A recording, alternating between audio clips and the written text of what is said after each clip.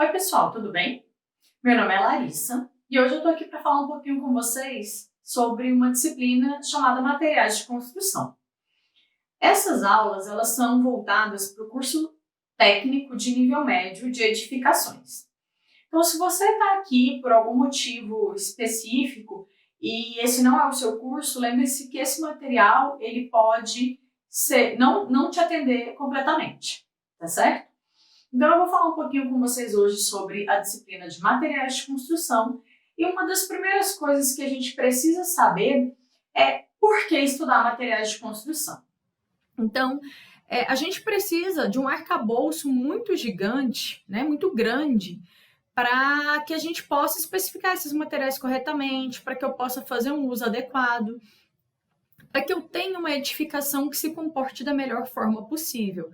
Então, pensando aí na minha residência, numa residência qualquer que eu esteja projetando ou construindo, eu tenho que ter a melhor qualidade do desempenho desses materiais. Então, é pensando nisso que a gente elenca alguns pontos específicos para trabalhar quando a gente fala em estudar materiais de construção. O primeiro deles é a seleção de materiais. A seleção de materiais ela está muito ligada às características e ao emprego dos materiais.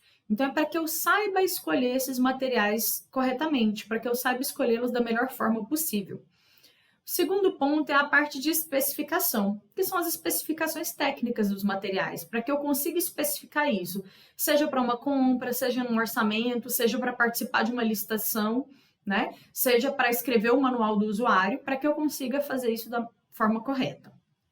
Um outro ponto muito importante é a gestão de obra, que está ligada a todos esses outros fatores que já foram colocados. Além disso, a gente pode destacar que o desconhecimento ele traz algumas consequências. Dentre elas, o mau emprego dos materiais que podem gerar problemas, patologias construtivas. Tá? E um outro fator que hoje é muito importante é o surgimento de novos materiais. Então, com todo esse viés de sustentabilidade, de construção verde, a gente tem essa situação de novos materiais surgirem e a gente precisar saber como lidar com eles, já que muitos deles ainda nem normas possuem. Então, como obter essas características, quais características eu posso esperar desse material, qual o melhor emprego? Então, esse estudo cabe muito para esses materiais também. E aí, quando a gente fala de estudo de materiais, a gente lembra do nível de estudo desses materiais.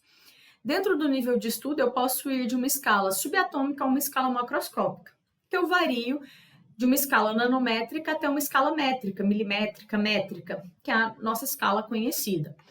E isso vai de acordo com as informações que eu quero obter. Se eu quero obter informações mais aprofundadas, mais precisas, eu vou migrando para essa escala mais atômica, molecular, subatômica. Se eu quero informações como determinação de características de materiais, eu vou para um nível mais macroscópico. Se eu quero compreender essas características, eu vou para um nível microscópico. Um exemplo bem simples é o concreto. Se eu quero determinar as características de um concreto, eu vou fazer ensaios mecânicos e aí eu vou estudar um nível macroscópico. Se eu quero entender, compreender as características da pasta de cimento que está presente dentro do concreto, eu preciso fazer alguns ensaios físicos e, portanto, eu estou no nível mais microscópico. Tá? E como que a gente pode especificar os materiais dentro desse estudo, né? Para especificar os materiais é importante sempre ter o máximo de exatidão possível, gente. Por quê? Porque eu preciso definir todos os elementos que vão poder variar. Eu tenho que citar dados técnicos, né, dos materiais desejados, nomear o material, colocar a cor, colocar a textura, a dimensão desejada. Eventualmente eu posso até citar marcas, né, dependendo da situação. Eu preciso organizar um guia, né, para que se eu esteja numa conferência, eu consiga listar ali todos os materiais que foram especificados e garantir que eu faça isso com todos. E importante também é sempre se atualizar com as informações de mercado. E para isso é importante a gente sempre consultar os catálogos dos fabricantes. Eles sempre deixam isso à disposição, disponíveis, e é uma forma de atualização de informações que estão disponíveis no mercado, que se atualiza constantemente. A gente trabalha isso. E aí, para escolha dos materiais, a gente tem basicamente 3 critérios. Um critério técnico, né, os critérios técnicos, os critérios econômicos e os critérios estéticos. Dentro dos critérios técnicos, eu considero muito as exigências do local em que eu vou empregar esse material. Um exemplo bem simples é, eu vou empregar esse material em área interna ou em área externa? Ele vai estar exposto constantemente às intempéries ou não? Então, eu tenho que avaliar o tipo de desgaste que ele vai estar submetido para a escolha, por exemplo. Uma fachada e um ambiente interno exigem materiais completamente distintos. Um outro critério muito importante é o critério econômico. E esse eu tenho que levar em consideração a natureza da minha obra, se ela vai ser residencial, comercial, se ela é pública, se ela é privada.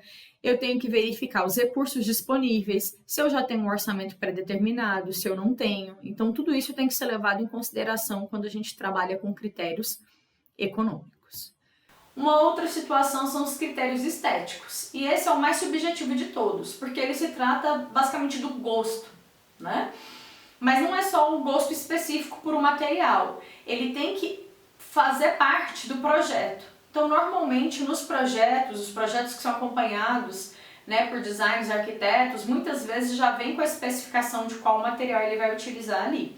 Se ele vai utilizar um piso de madeira, os demais materiais vão ter que, né, combinar, digamos assim, com aquela madeira que está sendo colocada no piso.